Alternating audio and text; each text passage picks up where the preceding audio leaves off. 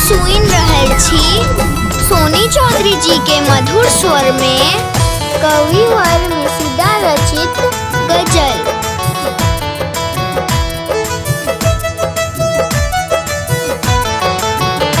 आहा सदियों ने साजन पाग बनी की, आहा सदियों ने साजन पाग बनी की, चलो नैना बजायब ताग बनी की। आहा सदियों ने साजन पाग बनी की, चलो नैना बजायब ताग बनी की। आहा सदियों ने साजन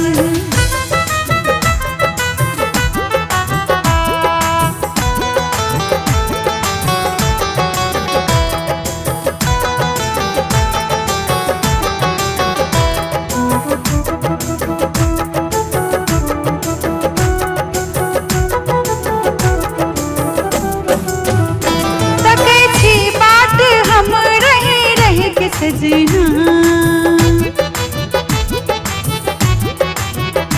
तकै छी बाट हम रही के सजना। आहा अब यौ स्नेहक भाग बनी की, तकै छी बाट हम रही के सजना। आहा अब यौ स्नेहक भाग बनी की, आहा अब यौ स्नेहक भाग बनी की। आहा अब यौ स्नेहक भाग बने की, चलो नैना बजायब ताग बने की।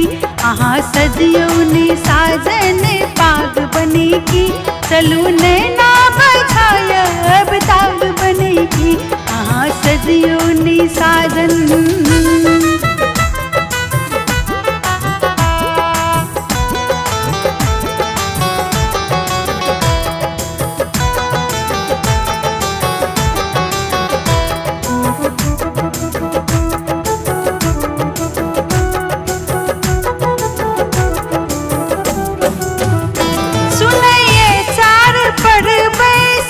पपीहा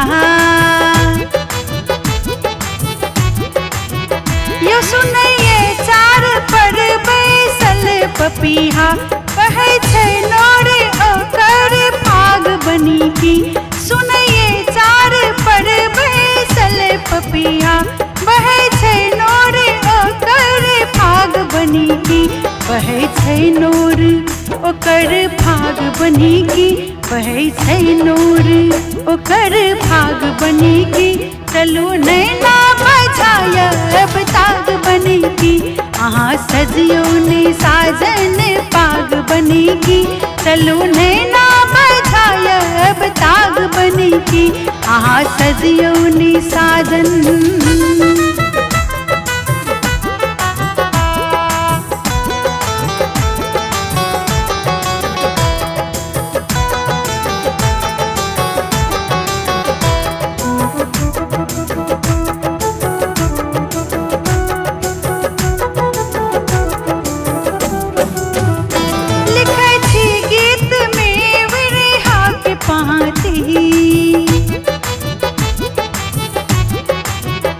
लिखै छी गीत में विरहा के पाती, किसा रहिए सखी सब काग बनी की। लिखै छी गीत में विरहा के पाती, किसा रहिए सखी सब काग बनी की। किसा रहिए सखी सब काग बनी की, किसा रहिए सखी सब काग बनी की, चलो नैना बजायब ताग बनी की। आहा सदियों ने साजन पाग बनी की, चलो नैना बजायब ताग बनी की। आहा सदियों ने साजन